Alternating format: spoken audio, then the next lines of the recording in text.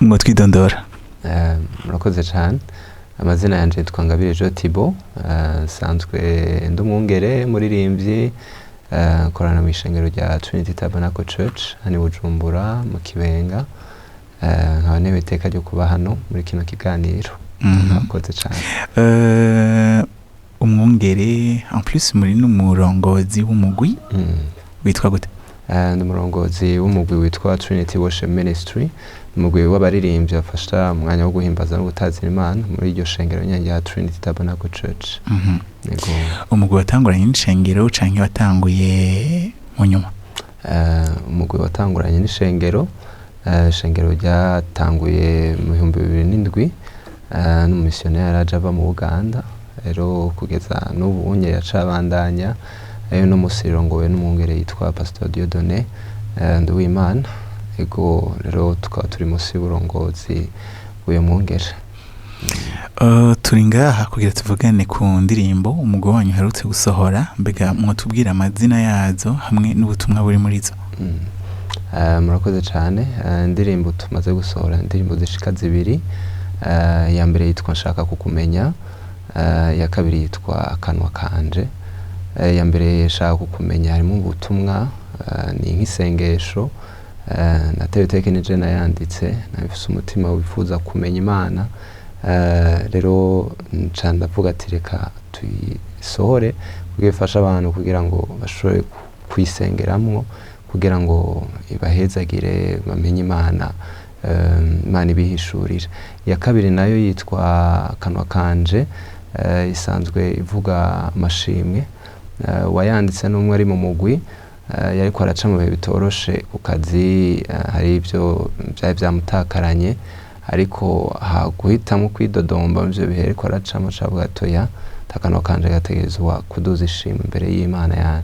Iyo nyuma yaho Imana irakora igitangaza birongera biraboneka ivyo bintu. Rero ubutumwa burimwo nuko umuntu mu bihe byose bariko aracamwo ahamagariwe kuduza ishimwe imbere y'Imana.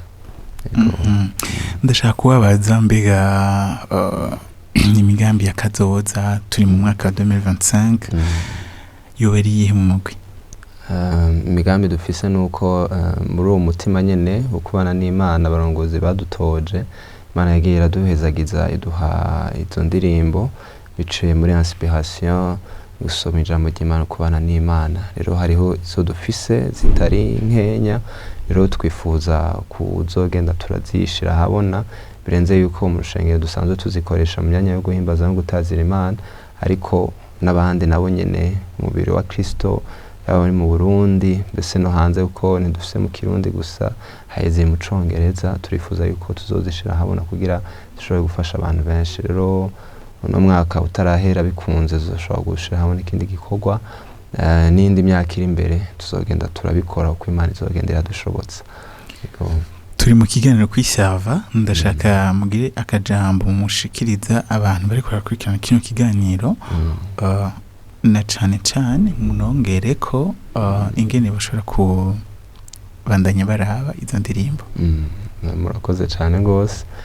Muri kino kiganiro mudutumiyemo nibaza yuko hanini mwifuza ko ubutumwa bwiza bushika kure, mukifuza ko abantu bashoboye kumenya Imana biciye muri zino ndirimbo tuba turiko turavuga, ko nka twebwe hanini indirimbo zidutwara ku Mana, kumenya iciri no gushobora kunywana nayo.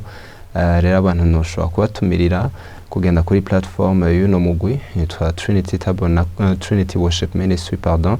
Sanzwe dufise page kuri YouTube, hariho na page kuri Instagram pour le moment. Rero mugiye ko murashobora gusanga ko ivyo bikorwa twashoboye gukora, kandi zobahezagira, zizobafasha mu mwanya wanyu hamwe n'Imana, mbese aho muzoba muri hose, yabari kazi mu modoka, izobafasha kugira mushobore kugwa muri mu kirere c'amashimwe.